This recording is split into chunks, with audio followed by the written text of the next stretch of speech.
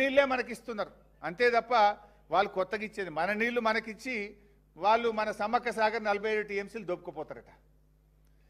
దీనికి ఇవాళ ఈ ప్రభుత్వం తలలూపుతా ఉన్నారు. దీనివల్ల రాష్ట్రానికి చాలా నష్టం జరుగుతుంది. ఇవాళ ఏ రకంగా నష్టం జరుగుతుంది అది కూడా ఒకసారి వివరించే ప్రయత్నం చేస్తా. దానికంటే ముందు అసలు ఈ 968 మీరు గమనిస్తే కేసీఆర్ గారు 10 ఏళ్ల పాటు ఈ 968 టీఎంసీలు తెలంగాణ హక్కు అని పదే పదే అన్ని ఫోరంలో కూడా చెప్తూ మన హక్కును కాపాడిండు కేసీఆర్ గారు. గోదావరిలో ఈ 968 మన నీళ్లు అని ఈ హక్కును కేసీఆర్ గారు కాపాడుతూ వచ్చిండ్రు. అది ఇన్ఫ్యాక్ట్ చాలా అవార్డ్స్. ఇది సీతమ్మ సాగర్ అనుమతి. ఈ సీతమ్మ సాగర్కి అనుమతి ఇచ్చినప్పుడు కూడా కేంద్ర ప్రభుత్వమే మన 968ను ఇందులో ప్రస్తావించి ఎండార్స్ చేసింది, ఇందులో స్పష్టంగా ఎండార్స్ చేసింది. కానీ మీరేం చేస్తున్నారు మీ పిచ్చితనం వల్ల? ఇవాళ మనకి ఇప్పటిదాకా 968లో ఫైనల్గా టీఏసీ అంటే ఇరిగేషన్ ప్రాజెక్ట్ క్లియరెన్స్ ఎన్నిటికి వచ్చింది 968లో అంటే 828 టీఎంసీకి వచ్చింది. ఇంకా ఒక 139 టీఎంసీలది అక్కడ పెండింగ్ ఉన్నది. ఈ చాతగాని కాంగ్రెస్ ప్రభుత్వం వల్ల సమ్మక్క సాగర్ ప్రాజెక్టుకు అది వాపసు వచ్చేసింది. సమ్మక్క సాగర్ ప్రాజెక్టుకు అది వాపసు వచ్చేసింది. అదేవిధంగా వార్ధాకు ఒక 20 టీఎంసీలది మేము సబ్మిట్ చేసినాం, అది వాపసు వచ్చేసింది. ఎల్లంపల్లిది ఒక 40 టీఎంసీలది అక్కడ ఉంది, అది ఇంకా ఆనే పెండింగ్లో ఉన్నది. అట్లే ఆదిలాబాద్ మైనర్ ఇరిగేషన్ ఒక 9 టీఎంసీలు, లోయర్ పెనుగంగ ప్రాజెక్ట్ ఒక 5 టీఎంసీలు, ఇవన్నీ కూడా పెండింగ్లో ఉన్నాయి. మరి ఇవి క్లియరెన్స్ తెచ్చుకోవాలి కదా. మా 968 క్లియర్ చేసినాక నువ్వు ఇంటర్లింకింగ్ ఆఫ్ రివర్స్ ప్రాజెక్ట్ చేపట్టాలని అడగద్దా? మీరు వచ్చిన తర్వాత ఇవాళ ఈ 139 టీఎంసీలు రేపు అనుమతులు వస్తాయా? ఒక్కసారి పోలవరం కావేరి లింక్ అయినాక ఇంకా గోదావరి నది మీద తెలంగాణకు ప్రాజెక్టులకు అనుమతులు ఇస్తారా? మీరు ఇప్పటిదాకా నేను చదివిన మినిట్స్ చూసిండ్రు.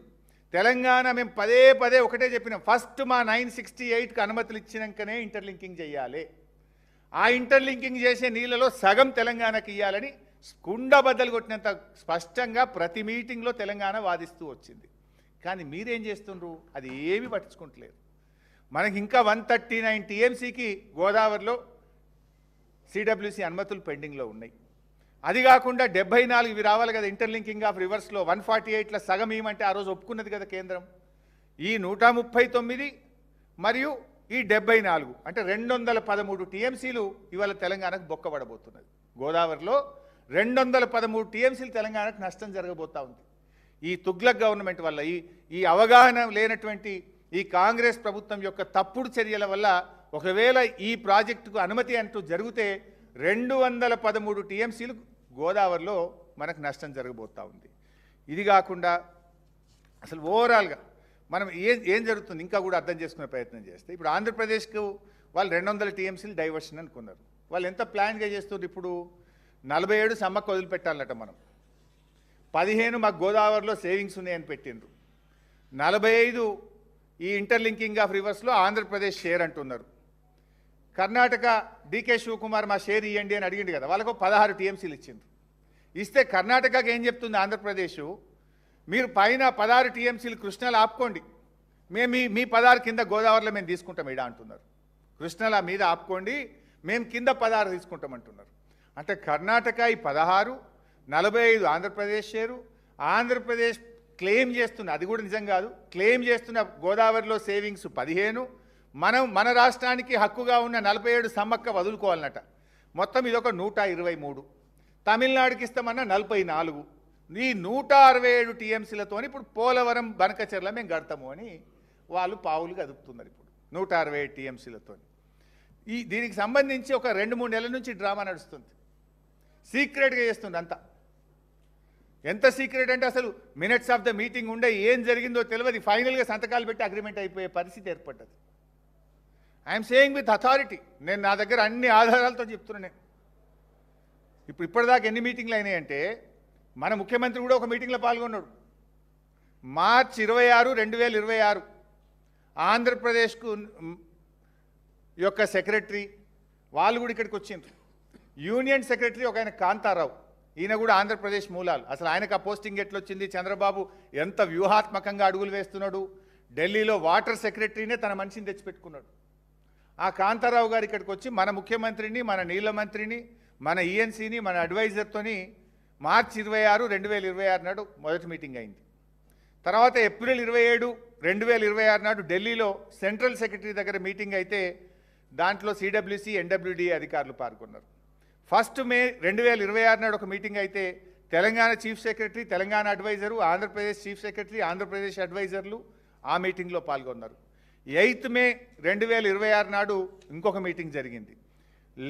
11 మే ఆంధ్రప్రదేశ్ ముఖ్యమంత్రి ఢిల్లీకి వెళ్ళి కేంద్ర నీటిపారుదల శాఖ మంత్రి సిఆర్ పాటిల్ కుర్చీలో కూర్చొని సిఆర్ పాటిల్ సమక్షంలో వాళ్ళు ఇంకొక మీటింగ్ పెట్టి ఈ ప్రాజెక్ట్ను ముందుకు తీసుకుపోవడానికి ఒక మీటింగ్ జరిగింది. 23 మే ఒక మీటింగ్ జరిగింది.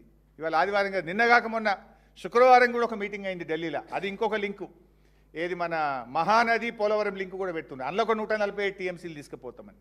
సరే, ఇదంతా డీటెయిల్స్ చాలా పెద్దవి. కానీ ఇన్ని మీటింగులు జరిగితే ఏ మీటింగ్ దాని మినిట్స్ ఆఫ్ ద మీటింగ్ ఉందా? బయట పెట్టండి. ఎందుకు ఇంత సీక్రెట్గా ఈ మీటింగులు చేస్తున్నారు? ఈ మినిట్స్ ఆఫ్ ద మీటింగ్ ఎందుకు బయటకు వస్తలేవు? ఇలా ఇంకా జోక్ ఏంటంటే ఈ మన తెలంగాణ తరఫున ఈ మీటింగ్లకు ఎవరు పోతారు? చంద్రబాబు నమ్మిన బంటు, తెలంగాణ రాష్ట్ర ప్రభుత్వ సలహాదారు ఆదిత్యనాథ్ దాస్ పోతాడు. తెలంగాణ ఇంజనీర్లను కూడా తీసుకుపోతలేరు ఈ మీటింగ్కు. మన ఇంటర్ స్టేట్ ఇంజనీర్లను కూడా మీటింగ్ లోపలికి పోతలేరు. ఏమవుతుందో మన తెలంగాణ ఇంజనీర్లకు కూడా తెలియనంత సీక్రెట్గా చేస్తున్నారు. అంటే ఇప్పుడు రేవంత్ రెడ్డి దొంగ చేతికే తాలపు చేలు ఇచ్చిండు. ఎందుకంటే ఆదిత్యనాథ్ దాస్ ఎవరు? 10 ఏళ్ల పాటు ఆంధ్రప్రదేశ్కు ఇరిగేషన్ సెక్రటరీగా తెలంగాణ ప్రాజెక్టులకు వ్యతిరేకంగా పనిచేస్తూ చివరికి కోర్టు చేత చీవాట్లు తిని జైలుకు పోవాల్సిన పరిస్థితి వచ్చింది. ఆయనను తెచ్చి తెలంగాణ అడ్వైజర్ పెట్టుడైంది. ఈ మీటింగ్లన్నీ ఆయన తెలంగాణ ఇంజనీర్లు కూడా లేకుండా ఆయనే పోయి ఈ మీటింగ్లు అటెండ్ చేయడం వెనుకనే స్పష్టమైన కుట్ర కనబడుతుంది. అదే బాబు కన్నుల్లో రేవంత్ రెడ్డి ఆనందం చూడాలనుకుంటుండు. తెలంగాణకు ఏమైనా పర్వాలేదు అనేటువంటి దిశగా ఈరోజు ఆయన పనిచేస్తూ ఉన్నాడు. నిజానికి ఇంకా బాగా అర్థం చేసుకోవాలంటే ఈ ఇంటర్లింకింగ్ ఆఫ్ రివర్స్ ఇవాళ దేశానికి కూడా నష్టం చేస్తున్నారు. జనరల్గా ఏమంటారు? ఏ నిర్ణయం తీసుకున్నా జాతీయ దృక్పథం ఉండాలి, దేశానికి మేలు జరగాలి అంటారు. నేను అనేక ఇంటర్లింకింగ్ ఆఫ్ రివర్స్ మీటింగ్స్లో పాల్గొన్నా. ఏమనేది? ఎక్కువ రాష్ట్రాలకు లాభం జరగాలి, ఎక్కువ రాష్ట్రాలకు నీటి వినియోగం జరిగినప్పుడే ఇంటర్లింకింగ్ ఆఫ్ రివర్స్ యొక్క ఇది పర్పస్ నెరవేరుతుంది అని చెప్పేవాళ్ళు. కానీ ఇప్పుడు ఏమవుతుంది? ఇంటర్లింకింగ్ ఆఫ్ రివర్స్లో తెలంగాణను పక్కకు పెట్టేసినారు, ఒక రాష్ట్రాన్నే పక్కకు జరుపుతున్నారు. 10 ఏళ్లుగా ఉన్న ప్రతిపాదనలు పక్కకు పెట్టి రాత్రికి రాత్రి గోదావరి నదిని మళ్లించడానికి కొత్త ప్రతిపాదన ముందుకు తెచ్చిండ్రు. ఈ ప్రతిపాదనలో ఇంకా ఒక డేంజరస్ విషయం ఏంటంటే, ఇప్పుడు మన సమ్మక్క సాగర్ అనేటువంటిది అరౌండ్ దాని హైటు, మన సమ్మక్క సాగర్ హైటు 83 మీటర్స్ ఉంటుంది. Sammakka Sagar height 83 metres. సమ్మక్క సాగర్ నుంచి మనము నాగార్జున సాగర్ తీసుకుపోవాలంటే Nagarjuna Sagar FRL 180 to 180 metres. కానీ ఇప్పుడు వాళ్ళు ప్రతిపాదించిన పోలవరం టు బనకచెర్ల ఏదైతుందో, పోలవరం అంటే ఏమవుతుంది? తప్పకుండా ప్రకాశం బ్యారేజ్కి దేవాలి. ప్రకాశం బ్యారేజ్ హైట్ 12 మీటర్లు. 12 మీటర్ల నుంచి బనకచెర్ల అంటే 263 మీటర్లు. అంటే ఇప్పుడు తెలంగాణ భూభాగం నుంచి తీసుకుపోతే 97 మీటర్ల లిఫ్టు. ఇప్పుడు వాళ్ళ పోలవరం నుంచి బనకచెర్ల తీసుకుపోతే 250 మీటర్ల లిఫ్టు. ఎంత లిఫ్ట్ పెరుగుతుంది? ఎక్కడ 97, ఎక్కడ 250? దాదాపు 153 మీటర్ల లిఫ్ట్ పెరుగుతుంది. ప్రాజెక్ట్ కాస్ట్ పెరుగుతుంది, రికరింగ్ పెరుగుతుంది, ఎలక్ట్రిసిటీ బిల్లు పెరుగుతుంది, మెయింటెనెన్స్ పెరుగుతుంది, ప్రాజెక్ట్ కాస్ట్ పెరుగుతుంది.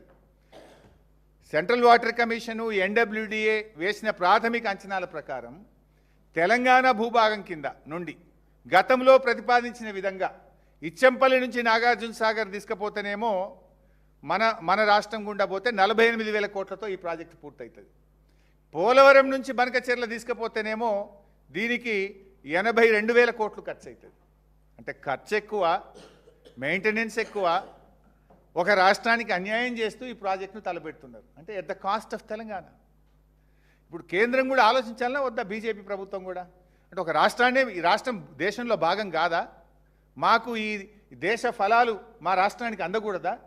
ఇంటర్లింకింగ్ ఆఫ్ రివర్స్ నుంచి ఈ రాష్ట్రాన్ని ఎట్లా తొలగిస్తారు? ప్రాజెక్ట్ కాస్ట్ పెరిగినా కూడా దాన్ని ఎట్లా చేస్తారు? ఏ ప్రాజెక్ట్ అయినా చేసేటప్పుడు ప్రాజెక్ట్ వైబిలిటీ చూడరా? లోయెస్ట్ కాస్ట్లో ప్రాజెక్ట్ని ఎట్లా చేస్తారో చూడాల్సినటువంటి అవసరం ఉండదా? ఇలా ఈ రాష్ట్రానికి బీజేపీ ప్రభుత్వం కూడా మోసం చేస్తూ ఉంది. సార్ రేవంత్ రెడ్డి అంటే ఆయన సరెండర్ అయిపోయిండు, ఆయన గురుదక్షిణ చెల్లించుకునే పనిలో ఉన్నాడు. మరి పెద్దన్న పాత్ర పోషించాల్సిన బీజేపీ ఈ తెలంగాణ ప్రయోజనాల గురించి ఎందుకు ఆలోచించడం లేదు అని చెప్పి ఈరోజు మేము ప్రశ్నిస్తూ ఉన్నాం. ఇన్ఫ్యాక్ట్ ఈ లింకును మేం చెప్పడం కాదు, ఇప్పుడు ఈ ఆంధ్రప్రదేశ్ వాళ్ళు ఏమంటారు, కేఎల్ రావు మాకు గొప్పవాడు, కేఎల్ రావును మాకు ఆదర్శము అని చెప్పి చెప్తారు కదా. కేఎల్ రావు గారు కూడా తన ప్రతిపాదనలో ఈ interlinking of reverse Godavari Kaveri అనుసంధానం తెలంగాణ నుండే వెళ్ళాలి అని ఆయన కూడా ప్రతిపాదించారు. ఇది కేఎల్ రావు ప్లాన్. ఇది ఆ రోజుల్లో కేఎల్ రావు గారు కూడా గోదావరి కావేరి లింక్ అనేది ఇచ్చంపల్లి నుంచి తెలంగాణ భూభాగం నుంచి నాగార్జున సాగర్ కలపాలనే తన ప్రతిపాదనలో కూడా చెప్పారు. అంటే మీ కేఎల్ రావు చెప్పింది వినరు, ఒక రాష్ట్ర ప్రయోజనాలని పట్టించుకోరు, కేవలం ఆంధ్రప్రదేశ్ ప్రయోజనాలే ఈ దేశ ప్రయోజనాలు అన్నట్టుగా ఈరోజు కేంద్ర ప్రభుత్వం కూడా వ్యవహరిస్తూ ఉంది.